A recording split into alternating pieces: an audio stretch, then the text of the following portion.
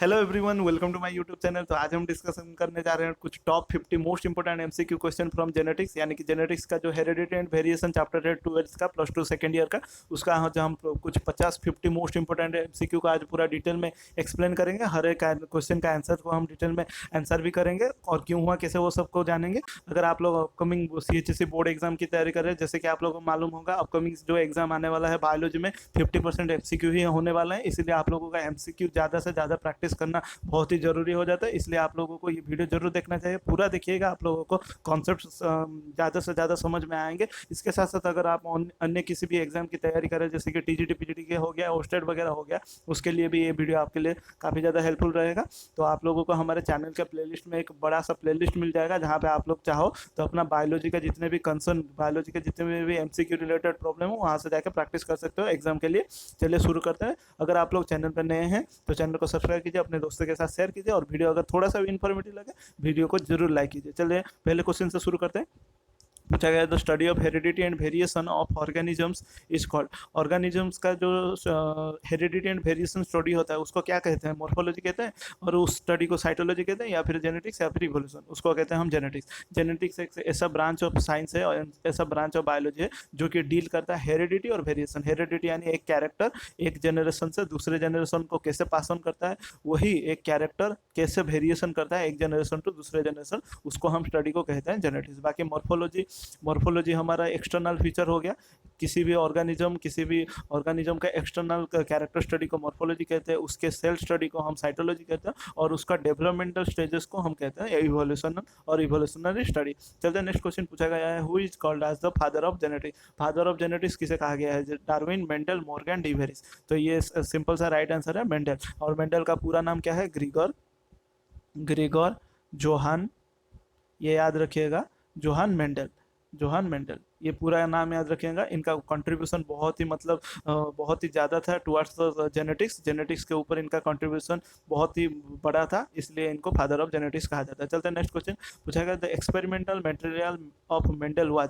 जो मेंडल ने अपने एक्सपेरिमेंट के लिए जो मटेरियल यूज किया था वो क्या था? Garden pea, stick pea, sweet pea, coco pea. तो वो आंसर है हमारा गार्डन पी, जिसको कहा जाता है पाइसम। इसका साइंटिफिक में नेम लिख रहा हूँ, पाइसम सटाइवम, याद रखिएगा। पाइसम सटाइवम को उन्होंने यूज किया था उसके 7 कॉन्ट्रास्टिंग कैरेक्टर के वजह से, 7 कॉन्ट्रास्टिंग कैरेक्टर को उन्होंने स्टडी किया था। चलते हैं नेक्स्ट क्वेश्चन पूछा गया है, what is the genotypic ratio of P plant in is monohybrid cross in F2 generation. अच्छा, ये इन होगा, इज नहीं, ये इन होगा। सो पूछा है what is the genotypic ratio of P plant in monohybrid cross. Monohybrid cross में पी प्लांट का F2 जनरेशन में क्या जीनोटिपिक रेशियो था, GR रेशियो क्या था?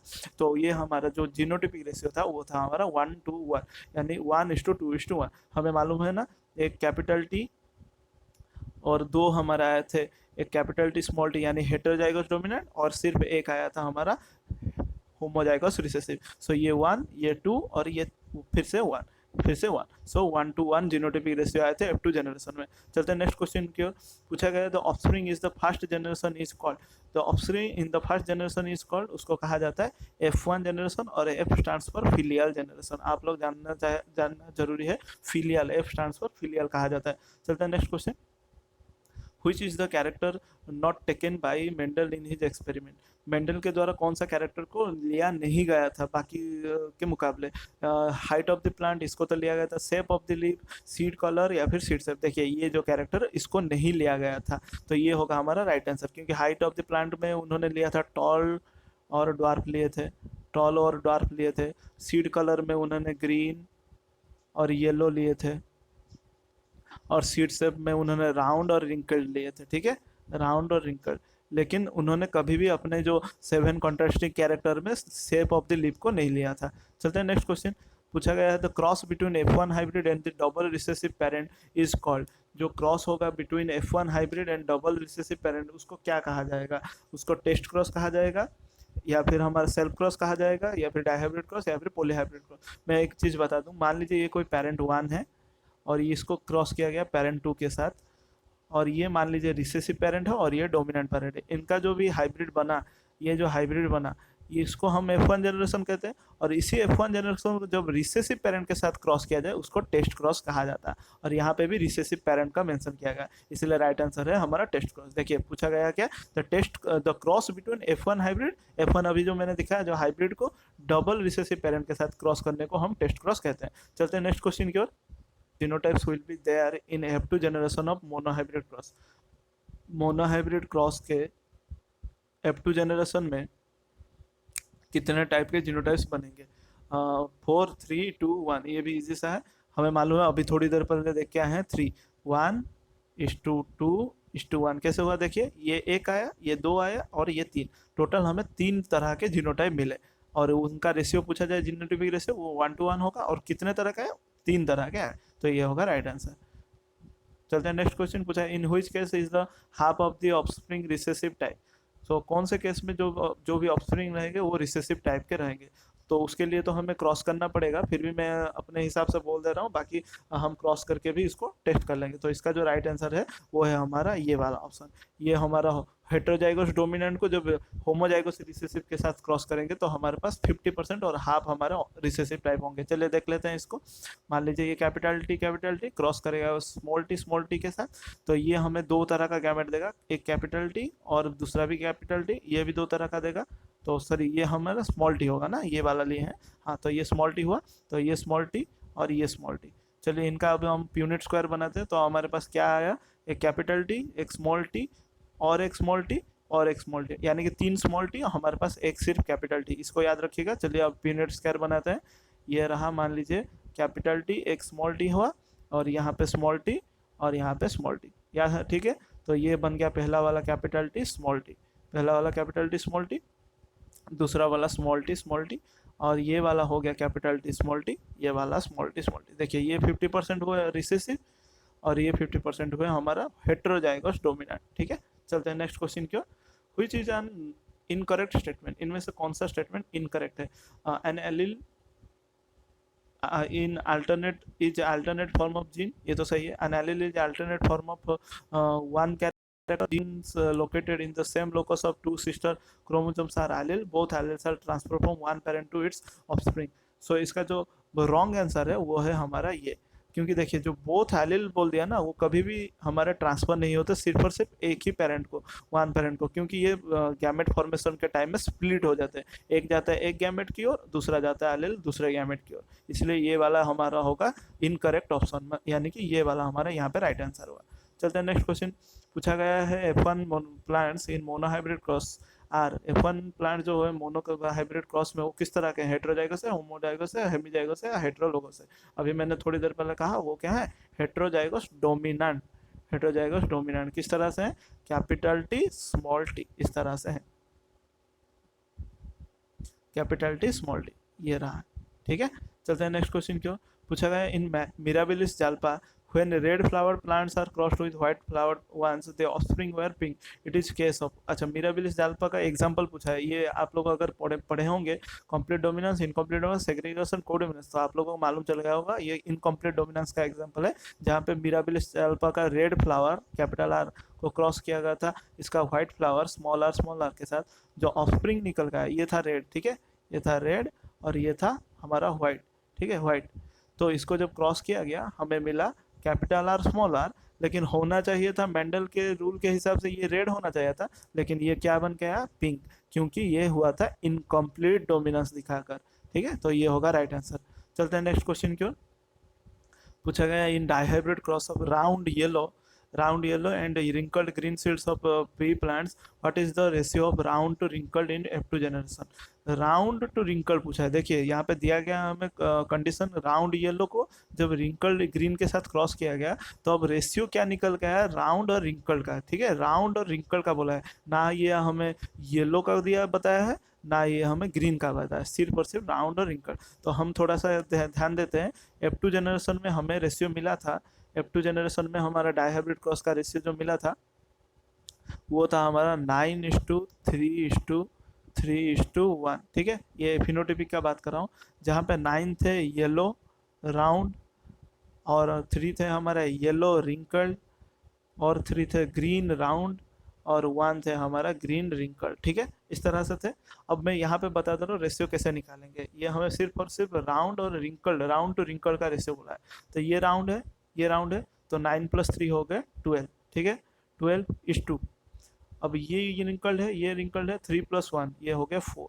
जब आप 12/4 करोगे तो आपको रेशियो मिलेगा 3/1, और 3:1 भी कह सकते हैं इसको। तो हमारा जो आंसर निकल के आया वो होगा हमारा 3:1। Option A is the right answer. चलते हैं नेक्स्ट क्वेश्चन की ओर। पूछा गया है which one does represent a pair of contrasting character. इनमें से कौन है जो कि पेयर ऑफ कॉन्ट्रास्टिंग कैरेक्टर को शो करता है। Homozygous, phenotype, codominance, heterozygous. इसका राइट आंसर है फिनोटाइप। फिनोटाइप ही है इकलौता जो कि हमें contrasting character, pair of contrasting character को शो करता है, इसीलिए तो फिनोटाइप फिजिकल अपीयरेंस को कहते हैं ना, फिजिकल एक्सप्रेशन को। चलते हैं next question. A character which does not express itself is called. जो कैरेक्टर खुद को एक्सप्रेस नहीं कर पाता उसको क्या कहते हैं, डोमिनेंट कहते हैं, कोडोमिनेंट कहते हैं, incomplete dominant from F1 hybrid, और रिसेसिव। ये जैसा है रिसेसिव। रिसेसिव एक लोता एक जो है कैरेक्टर अपना शो नहीं कर पाता, क्यों? क्योंकि डोमिनेंट के इफेक्ट की वजह से। डोमिनेंट अपना हमेशा इफेक्ट शो करता है, इफेक्ट शो हमेशा डोमिनेंट शो करता है बाई सप्रेसिंग रिसेसिव, सप्रेस कर लेता है रिसेसिव को। उसके बाद क्या दिया गया, नेक्स्ट क्वेश्चन देखते हैं। उसके बाद दिया गया how many types of gametes may be form from F1 hybrid where two pairs of contrasting characters are taken in the hybrid dihybrid cross experiment। तो कितने तरह के गैमेट्स प्रोड्यूस होते हैं F1 हाइब्रिड के दौरान, जब F1 हाइब्रिड फॉर्म होता है, जब 2 पेयर्स ऑफ कॉन्ट्रास्टिंग कैरेक्टर लेते हैं डायहाइब्रिड क्रॉस में। सो ये भी इजी सा है। सो इसका जो राइट आंसर होगा वो होगा हमारे पास टोटल 4 बनते हैं, टोटल 4 बनते हैं। आप लोगों को याद होगा, अगर कोई एक कैरेक्टर लिए थे, कोई F1 हाइब्रिड हमारे पास capital Y small Y capital R small R था, ये हमारा 4 तरह का गैमेट प्रोड्यूस कर रहा था। एक था कैपिटल वाई कैपिटल आर, दूसरा था कैपिटल वाई स्मॉल आर, तीसरा था स्मॉल वाई कैपिटल आर, और चौथा था स्मॉल वाई स्मॉल आर। तो इस 4 तरह का गैमेट्स प्रोड्यूस हो रहा था F1 हाइब्रिड का, जब भी गैमेट प्रोड्यूस हो रहा था। चलते हैं नेक्स्ट क्वेश्चन। पूछा गया है capital R small R capital Y small Y, यानी कि ये हमारा हो गया heterozygous dominant is crossed with small R small R small Y, यानी ये रिसेसिव हो गया। What will be there phenotypic ratio of the offspring. तो आप लोगों को मैं बता दूं, ये तो हो गया हमारा हेटेरो डोमिनेंट, और ये हो गया हमारा होमो रिसेसिव। ठीक है, होमोजाइगस रिसेसिव।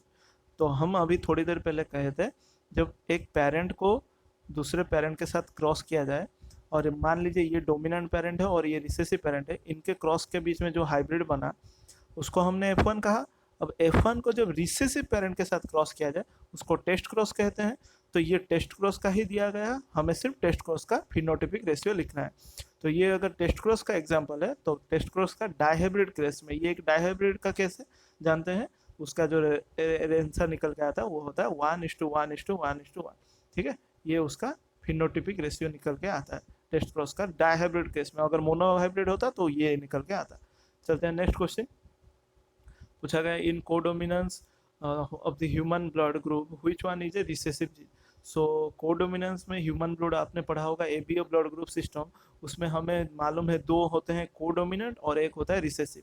सो हमारा ए भी डोमिनेंट है, बी भी इक्वली डोमिनेंट है, ये दोनों इक्वली डोमिनेंट है, और सिर्फ ओ जो हमारा ओ है ये हमारा क्या है, रिसेसिव है। तो ये दोनों के दोनों डोमिनेंट ओवर दिस वन रहते हैं, इसके ऊपर ही डोमिनेंट रहते हैं, क्योंकि अपना पावर इसके ऊपर दिखाता है। सो राइट आंसर इज आवर ओ।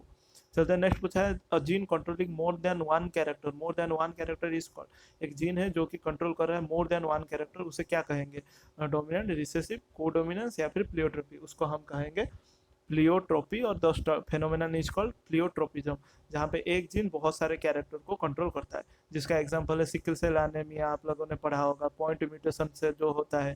ठीक है, फिनाइल कीटोन्यूरिया, ये सब। उसके बाद चलते हैं next question. Which one can be cited as difference between incomplete dominance and codominance.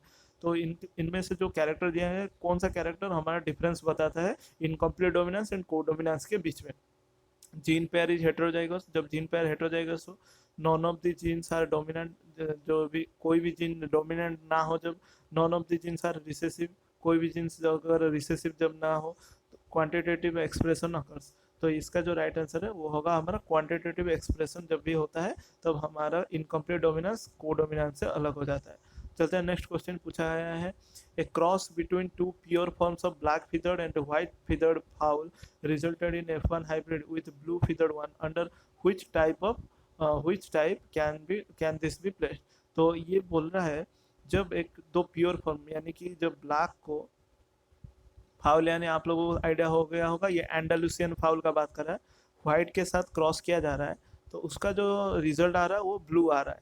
ठीक है, तो ये किसके अंडर में आएगा? F1 का जो कैरेक्टर आ रहा है ब्लू ब्लू कलर का, ब्लू कलर और ब्लू कलर फीदर फाउल निकल के आ रहा है, तो किसका एग्जांपल है? Codominance, incomplete dominance, law of dominance या फिर लॉ ऑफ सेग्रेगेशन। ये एग्जांपल है हमारा इनकम्प्लीट डोमिनेंस। देखिए ब्लैक हमारा डोमिनेंट है, व्हाइट हमारा रिसेसिव है, लेकिन हमारा एक नया निकल के आया है फिनोटाइप जो कि है ब्लू। ना ये ब्लैक है ना ये व्हाइट है, ये बीच का है, तो ये हमारा आ गया। जैसे कि हमने मिराबिलिस जाल्पा का किया था उसी तरह इसका भी, तो ये इनकम्प्लीट डोमिनेंस का ही एग्जांपल है।